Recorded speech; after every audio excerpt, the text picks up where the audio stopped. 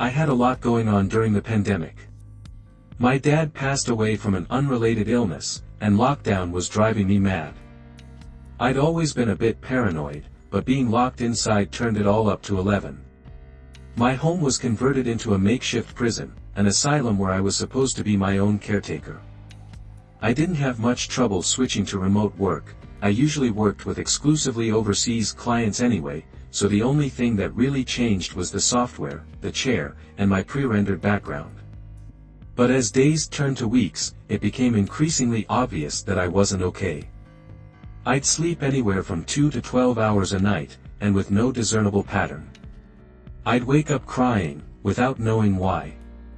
Sometimes I couldn't even open the bathroom door, as I tricked myself into believing there might be someone on the other side. Having lost my dad, I was feeling more mortal than ever. The news, the internet, and the radio were all saying the same thing: going outside was the end. And at that time in my life, I couldn't handle more death. Everything feels different when you're forced to stay inside. The walls seem closer, and your chest tightens. It feels like the air grows thinner, warmer. You can feel your breaths into your lungs, but they don't sustain you. Your knickknacks and doodads look like souvenirs from a place you can't go back to, a mockery, like notches on a prison wall. Sometimes when I slept, I'd forget what was going on. Waking up, the nightmares would fall on me like a rock, knocking the air out of my lungs. I grew increasingly scared of going to sleep, as if that rock would grow heavy enough to crush me. And yet, it was all better than going out there among the others. I couldn't take a step outside my door, even if the lockdown was to be lifted that same day. There was no way for me to convince myself that everything was going to be fine. Nothing was fine, and it wouldn't be for some time. My colleague, Dana, was the first to take notice. I'd been up for about 53 hours. She pulled me into a chat after a remote meeting, telling me I looked sick. I melted. I poured my heart out about anything and everything, barely forming a coherent sentence along the way. If someone asked me to recall what I said that day, I could only hazard a guess. Dana tried to understand but must have realized this was above her pay grade. I get it, she said, it's a lot right now. It's a lot for all of us. She suggested it might be time to talk to someone and reminded me that we had an agreement with one of our main partners, Hatch Pharmaceuticals. They handled our health insurance, which also included mental health treatment. In fact, they expanded on it since the start of the pandemic. They got a remote counseling program. She said, holding up a brochure, just use your company login and sign up for a session. What do you think? There wasn't much to say. I was willing to try anything. I filled out a questionnaire and got a response within a couple of hours. I was sent a link to a calendar app and got to pick a name from a list. There were a couple of short descriptions by each available counselor, giving me a bit of insight into what kind of person they were. There was a man named Gareth who had an empty calendar. It was strange to see each counselor could be sorted by seniority, a number of patients, and Gareth was at the top. He was, by a good margin, the most experienced employee. So, how could his schedule be so empty? I signed up for a session with Gareth the next day. It felt like a stone settling in the pit of my stomach. I was nervous, and I didn't even know why. Maybe it was the prospect of changing routine that scared me, or maybe it was the thought of opening up to a stranger. Either way, it affected me way more than I thought it would. I went back and forth on canceling the whole thing. I wandered around like a cat on a hot tin roof, feeling the walls closing in. I ended up on the floor, gasping for air, curled up like a ball. I just wanted it to be over.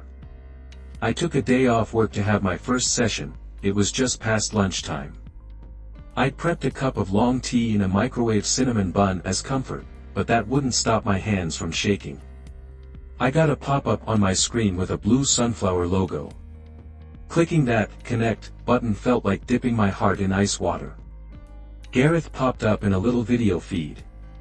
He was a man in his late 50s with combed-back salt and pepper hair, bushy eyebrows, a trimmed goatee, and a white shirt with a black tie. It looked like he was in a large office with wide-open windows. It looked pleasant, airy. "Good afternoon," he smiled. "I'm glad you can make it. It's difficult to take that first step on a new path, it really is." I nodded, "But I'm glad you did," he said. "Now, how about we talk a little bit about who we are? Would that be all right?" We took turns talking about ourselves. We shared our names, our professions, our age, and a little bit about our families. Gareth was 57 years old and had worked as a mental health professional for 23 years. He had 2 sons who lived in Philadelphia, just like my mom. We spent some time talking about how we adapted to the pandemic and how we felt about having to stay inside, wear masks, and the way it affected the way we looked at other people. I barely noticed it, but Gareth had accidentally made me reveal my issues without me even realizing it. He was good, real good.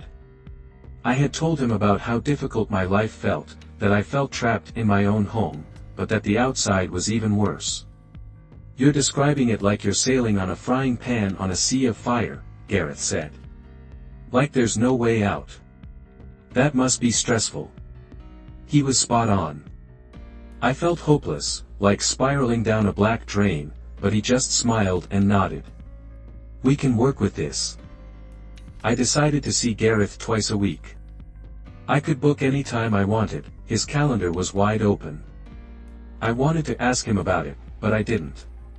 There was a part of me who didn't want to get too personal. Gareth seemed nice, but he was also just doing his job.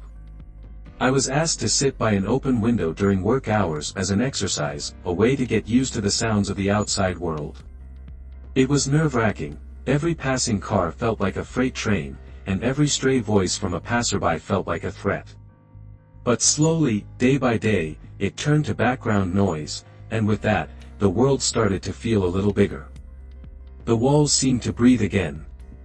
Over the next few sessions with Gareth, we tried a couple of new exercises, leaving the window open while I slept, leaving the front door unlocked during work hours.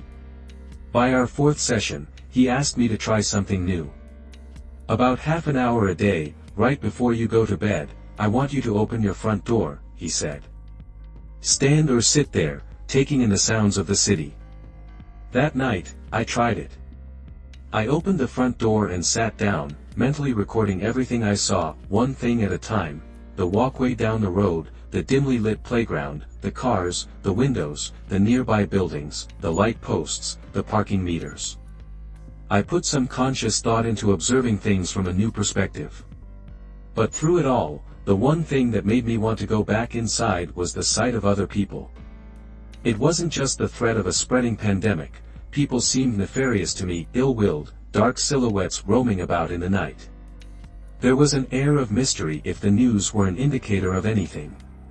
Everyone was struggling to make ends meet, everyone was a potential assailant, at best indifferent. Perhaps I had it all wrong. Maybe it wasn't the virus closing my throat that was the greatest issue. Maybe the real problem had been people all along. Looking at the nameless shapes staring at me from the windows across the street, that sentiment felt more true than ever. The more sessions I had with Gareth, the more I realized my priorities were changing. I was letting go of my claustrophobic tendencies, but I couldn't help but feel threatened by the people around the neighborhood. Instead, Gareth seemed very interested in this, asking me to describe my feelings and map out my day. It was very thorough, and I got new exercises to deal with my anxieties. One day, I was asked to record my nightmares and worries. Another day, I was asked to write down straight thoughts on paper. Another, we had a session about how to practically deal with intruders and how it made me feel that there might be people out there who wanted to harm me. We talked about the many ways people could disappoint you and how easy it was to retreat from the public. But I didn't get a good read on Gareth. It seemed to me like he wasn't really trying to treat me anymore. The exercises he suggested did little but to zoom in on the worst feelings that lingered in the back of my mind. My anxieties were emphasized, not examined. But one thing that remained was my nightly routine to sit with an open door, looking out over the neighborhood. I'd stopped mapping the objects I could see, instead focusing on the neighbors and strangers walking past in the night. I convinced myself that they wanted my money, my car, my brand name clothes, all of it. I had this feeling that if I were to leave my place for a night, I'd come back to it being ransacked, if I came back at all. It was easier to just stay inside. One of those nights, however, I saw something on the other side of the ruined playground. There were a series of row houses, one of the doors left wide open. I could see the shape of someone standing in the doorway. I could have sworn they were looking straight at me. They didn't move. Were they trying to figure me out? Was this a warning? Over the next few days, I couldn't stop thinking about this potential someone. It's as if I could see them everywhere, and Gareth wasn't helping. He was asking me to describe them, both physical attributes and their actions. It became a bit of a hyperfixation, and I couldn't stop myself from seeing them in the corner of my eye. But the fact was, something was happening out there. I'd see that same person every night, staring at me from across the street. I'd hear footsteps outside at night sometimes when I slept. I swear I heard someone messing with my letterbox.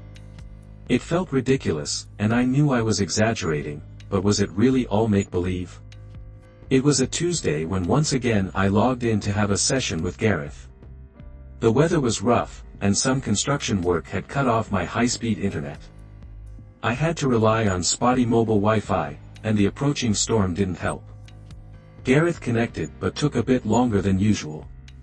He had the same half-smile as always. I noted that he seemed to have good weather, which was a bit of a surprise. I thought he lived in the area. "Mr. Martin," he said, "I'm glad you could join me." I froze, checking my webcam to make sure it was working properly. The resolution was a bit spotty, but there was no question about it. My face was clear enough. My name's not Martin. Not only should Gareth know that, but he could also see and hear me. It was very strange. I was caught off guard, of course. "Wouldn't miss it," I said. Gareth sat completely still, looking straight ahead. He was silent for almost a full minute, then sort of sprung to life. I thought that maybe the storm was interrupting the Wi-Fi, but it seemed to be working fine. Maybe there was an issue with Gareth's calendar app, but then again, if that was the case, how come he didn't recognize me? "Have you been keeping up your exercises?" he asked. "Yeah," I said, "yeah, I have." "So, let's hear it," he continued. "What did you learn about your target?" Gareth leaned back in his chair and chuckled. It was a warm sound, but there was something hollow in it. The screen froze, and in a heartbeat, he was back to leaning forward, looking straight into the camera. "About your target?" I barely had to say anything. This Martin person had come to Gareth for an issue similar to mine, something he had diagnosed as general anxiety disorder. It seemed like Gareth had poked and prodded Martin in a way that focused their issue on an external threat, other people, a neighbor. I stood up, stepping away from my laptop but leaving the conversation running. I peered out my living room window. "What do you think I'll do to this neighbor?" I asked. "We've talked about this," Gareth responded. I know, I repeated, "but I want to hear what you think." "I'm afraid you might murder them." I looked back at the screen. Gareth just stared straight ahead, not moving a muscle, just a matter-of-fact statement. I felt the moisture on my tongue evaporate, and something sour crept up my throat. "And what do you think about that, Gareth?" I asked. He didn't blink. A full 20 seconds of silence passed. The only sound I could hear was my own heartbeat. "I think you're going to do what you need to do to heal," he said, "and I want you to heal, Mr. Martin, at any cost." Of course, there were a couple of people outside passing by in the night. Someone with a thick coat, another with a trucker cap, one with a backpack, another on their phone, some with their hands in their pockets. Someone holding something dark, a gun, a knife, but no one stepped up to my door. No one came knocking. But there was someone standing in an open door on the other side of the playground, looking my way, like they'd done so on so many other nights. Maybe they were making a difficult decision. The meeting with Gareth ran out of time, and I dove onto the net. My hands were shaking so much I could barely spell. I checked it all, the name of the program, the pharmaceutical company, Carth, everything and anything I could get my hands on. There wasn't much to see. Paper trails came to sudden ends, names were scrubbed or removed. Most people working on the platform were hired as outside consultants, and there was no way to trace what kind of money they were moving or where. Gareth was a puzzle piece for everything he told me, but none of it was specific enough for me to look up. There were no names of his children for me to track, no address where he lived, no mention of his previous place of employment. Running out of options, I called up my colleague Dana. It was 11 p.m., but I had to get answers. Dana was skeptical but could tell I was upset. She wasn't enthused about getting back in front of her computer, but I got her to look up a couple of things. It didn't take long for her to find something curious. Hatchet has a company policy about billable consultant hours, she said. They have a maximum number of feeable hours.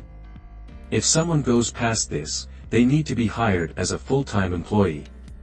How does that relate to the remote platform? Gareth and a handful of others go way above this average, they ought to be full-time employees. But there's nothing that says that they are, so they're bending their own policy a little. So what? She continued. There'd be a paper trail. We have a close association with them, we got access to their meeting protocols.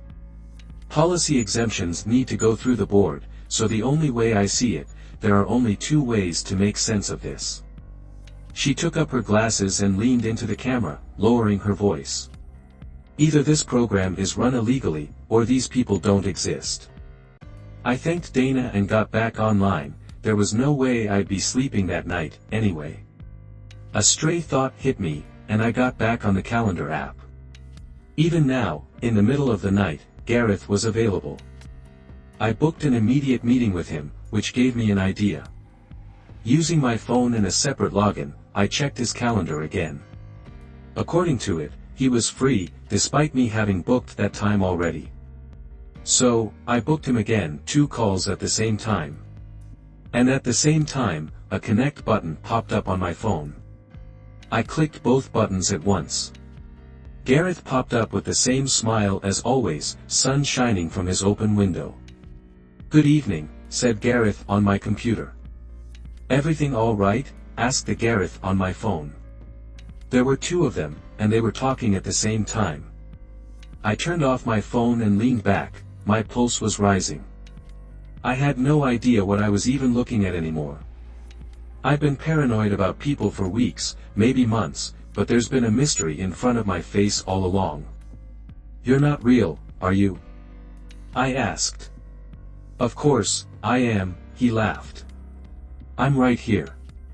Is this what you need to discuss? Are you having issues separating fantasy from reality?" "No," I spout back. "No, you don't get to do that. I'm not imagining this." "Then I don't know what to say," he shrugged. "I'm as real as can be. I'm right here." "Then how come you're saying 2 different things on 2 different screens?" Gareth didn't answer. He looked off screen, as if considering something, then he looked back up at me, still smiling. "I'm sorry," he said, "but I have an urgent patient issue that I need to resolve." My laptop shut off seconds later, and my phone went black. Someone was coming up the stairs before my heart could skip a beat. Something slammed into my front door. I raised my arms as if to shield myself from the sound, and a second later, I heard the hinges buckle and snap. Then something broke, something splintered. I rushed to my kitchen, passing the entrance. There was someone standing by the broken door. I only saw them in passing, dressed in dark, ill-fitting clothes. I grabbed the first sharp thing I could get a hold of. Armed with a kitchen knife, I backed myself up against the wall, knocking over a few doodads in the window. It was a long way down, but if I had to, I'd rather have a shot at breaking a leg than dying. But I couldn't get the damn thing open. A stranger stepped into the hallway, about 6 feet 3 inches, dressed in a navy blue hoodie and a black leather jacket. Leather gloves curled around a machete. Her face was obscured by a burlap sack with holes poked out around wide, open green eyes. Shoulders heaving with excited breaths, she rushed forward, grabbed one of my kitchen chairs, and threw it across the room. It broke against the wall, knocking over a photo. Shattered glass covered the floor. Something whistled past my left shoulder and slammed into the kitchen tap with a metallic clang. It made my ears screech. I steadied myself against the kitchen table, and it was casually tossed aside with a crash. I headed straight for the door. For the first time in months, I didn't consider my anxieties. I had to get out. Then something cold grabbed my neck, leather gloves. I reached back with my kitchen knife but lost my footing on the broken glass. I was sent tumbling to the ground, landing hard on my shoulder. I looked up to see a raised machete and those sparkling green eyes. I had to say something, anything. "Mr. Martin," it was the first thing that came to mind. The machete hung in the air, ready to fall. He hesitated. "You're Mr. Martin, you're speaking with Gareth, right?" There was no response, just excited heaving breaths and a shaking machete. Frozen in place like a living statue, "He's tricking you, us, he's tricking us. He's not real, Mr. Martin, he's not real." Something clicked.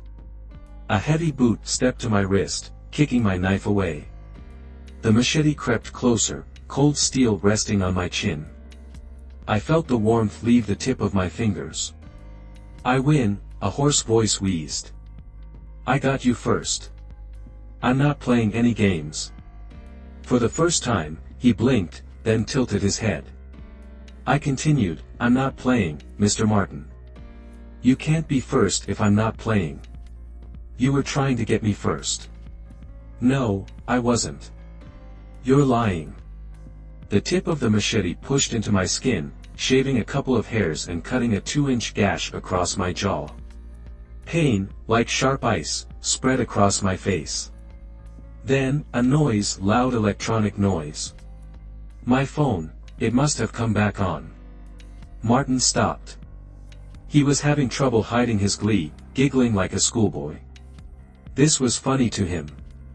"If anything, answer it," he chuckled. "I want them to hear." I took my phone out, it was Dana. "Answer it," he repeated. "Put it on speaker," so I did. Dana's voice came through, something about what we talked about had kept her up as well. She had always been the kind of person who couldn't let go of a good mystery. "You got to hear this," she said, going straight into a rant.